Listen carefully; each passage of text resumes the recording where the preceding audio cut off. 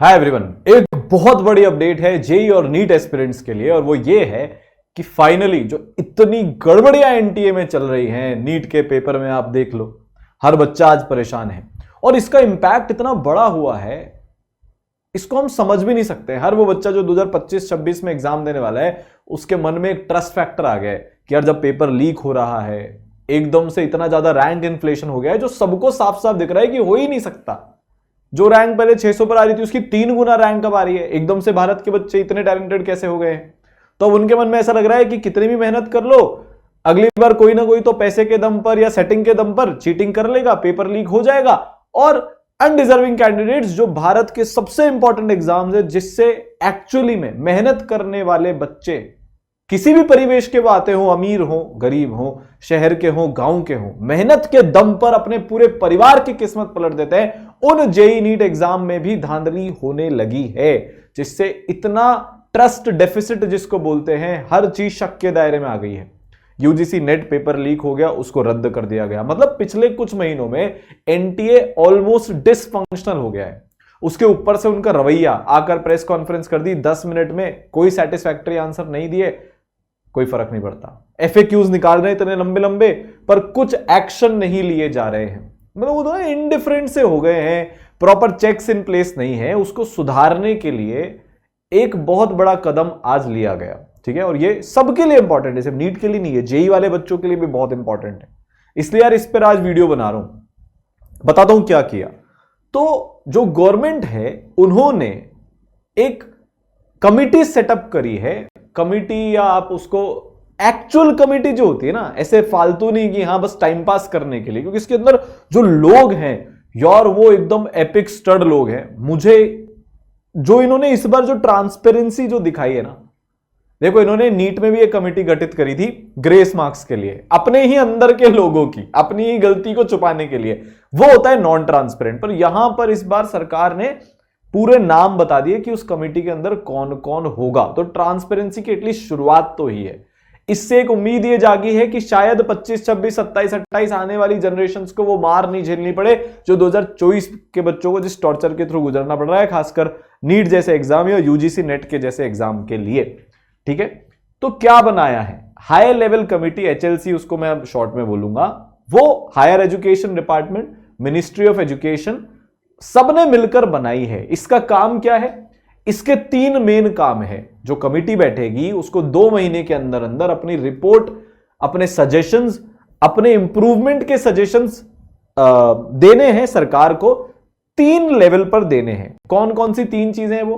कि examination process में ही जो मैकेनिज्म है, एग्जाम कराने का जो मैकेनिज्म है उसमें रिफॉर्म्स लेकर आए जाएं। मुझे पर्सनली ऐसी उम्मीद है कि बहुत बड़े चेंजेस आपको 2 महीने बाद देखने को मिलेंगे, जस्ट प्योरली बिकॉज इस कमिटी में जो स्टड लोग हैं ना, मचाऊ लोग हैं ना, जिन्होंने लाइफ में लेवल्स अचीव किए, वो यार इस कमिटी के मेंबर हैं, ठीक है।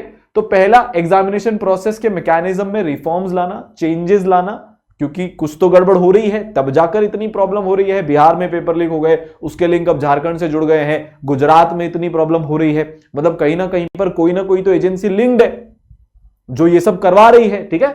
दूसरा, डेटा सिक्योरिटी प्रोटोकॉल्स में इंप्रूवमेंट, ये सबसे इंपॉर्टेंट है। एग्जाम कंडक्शन से पहले, एग्जाम कंडक्शन के दौरान हर लेवल पर डेटा सिक्योरिटी होनी चाहिए। प्रिंटिंग प्रेस से पेपर लीक नहीं होना चाहिए। कोई एजुकेशन माफिया है तो उसको इतनी आसानी से वो डार्क वेब पर ना डाल पाए, डार्क नेट पर ना डाल पाए, जिस बार हुआ यूजीसी नेट जिसके कारण कैंसिल हुआ। कल यही चीज जेई में हो सकती है, कल यही चीज नीट में हो सकती है, दोबारा से हो सकता है इस बार नीट में ऑलरेडी हुई हो ये चीज, क्योंकि बाद में सब जागे तो पकड़ाई में ना ही हो, ठीक है। और एनटीए की स्ट्रक्चर और फंक्शनिंग को आमूलचूल परिवर्तन करने के लिए इस एजेंसी को बनाया है।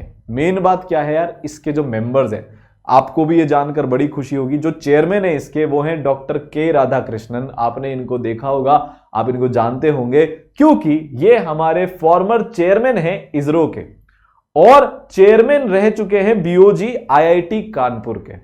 तो यार ये देखो यार, मेरे को ऐसी उम्मीद थी पर्सनली कि जो जेई एडवांस कराने वाले लोग हैं उनको इसमें लिया जाए, क्योंकि अगर हम भारत की हिस्ट्री में एग्जामिनेशन देखेंगे तो one of the most successful conduction अगर किसी एग्जाम का आज तक हुआ है तो वो जेई एडवांस्ड है। शायद एक बार पेपर लीक हुआ, शायद मैक्सिमम टाइप ऑफ पैटर्न्स उस एग्जाम में आते हैं, बहुत सारे बच्चे बहुत सालों से दे रहे हैं, पर फिर भी आप देखोगे एकदम स्मूथली कंडक्ट हो जाता है। मिनिमम बोनस मार्क्स जे एडवांस में होते हैं, मिनिमम एम्बिगुअस क्वेश्चन जे एडवांस में होते हैं। तो चाहे पेपर का लेवल हार्डेस्ट हो, चाहे पेपर में गलतियां मिनिमम हो, चाहे पेपर कंडक्शन में गलतियां मिनिमम हो, यार ये एडवांस अचीव करता हुआ आ रहा है तो उसके है। पर सबसे बड़ी बात, एनटीए तो बहुत छोटी मोटी चीज है भाई, आप इसरो के चेयरमैन हैं, क्या लेवल ऑफ प्रॉब्लम्स के साथ आप डील करते हो एक स्पेस क्राफ्ट को भेजने में, या जो इसरो इतना दुनिया के one of the most complicated missions को इसरो अचीव करता है, इन्होंने अचीव किए हैं।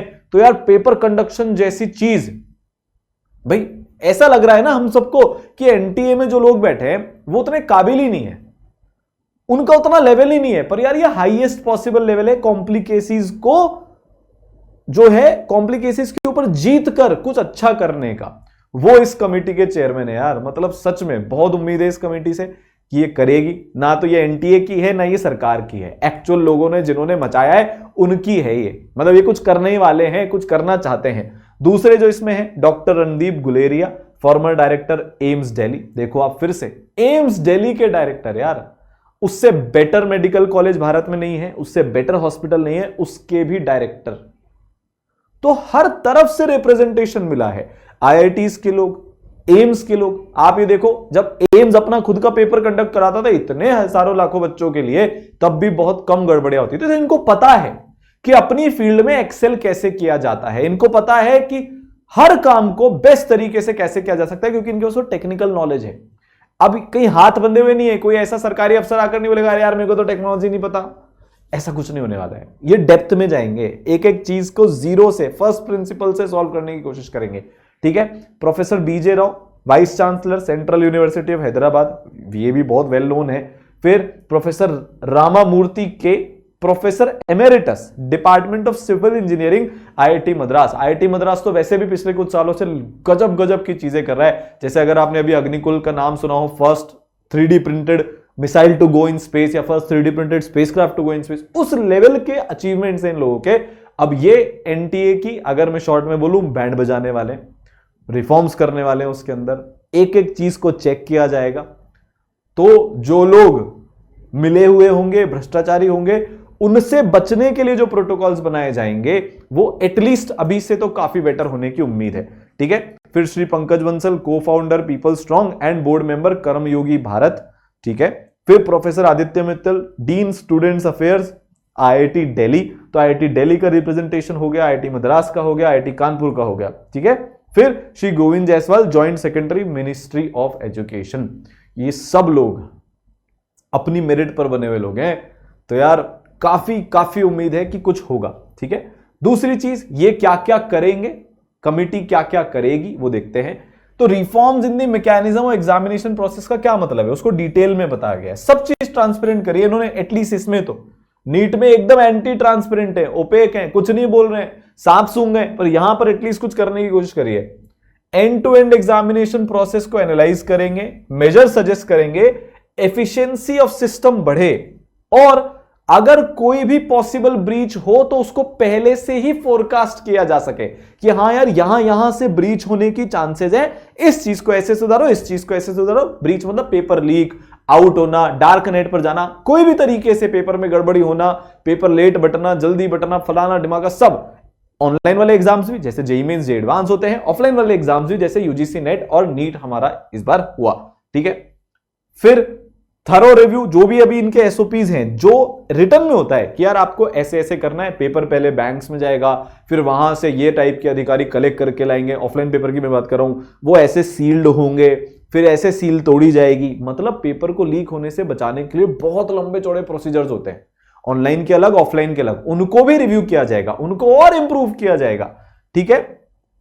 Monitoring mechanism to ensure compliance at every level. अच्छा, ये भी करेंगे कि कौन से अधिकारी इन्वॉल्व होने चाहिए हर लेवल पर। जो एनटीए ने इंस्ट्रक्शंस जारी किए हैं एग्जाम को कंडक्ट कराने के लिए, हर लेवल मतलब एनटीए के डायरेक्टर के लेवल से जो एक्चुअली में इन्विजिलेटर्स हैं उस लेवल तक, जो सेंटर को संभाल रहे हैं एग्जाम के दिन, उस लेवल तक के हर एक इंस्ट्रक्शंस प्रॉपरली कैसे फॉलो, इसका भी ये अपनी तरफ से कुछ आप उसको बोल सकते हो कि निर्देश देंगे या सजेशंस देंगे, ठीक है।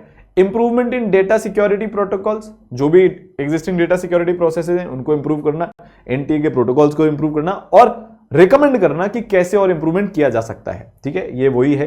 पेपर सेटिंग की भी यहां पर बात की गई है कि भाई हम कैसे ये सिक्योर करें कि पेपर सेटिंग जो है वो प्रॉपर सिक्योरिटी के साथ हो रही है। अलग अलग जो प्रोसेसेस है एग्जामिनेशन के, मतलब रोबस्टनेस ऑफ सिस्टम को ये बढ़ाए। तीसरी चीज जो बोली गई, structure and functioning of NTA. जो भी ऑर्गेनाइजेशनल स्ट्रक्चर है अभी वो डिसफंक्शनल है, ये तो प्रूव हो गया।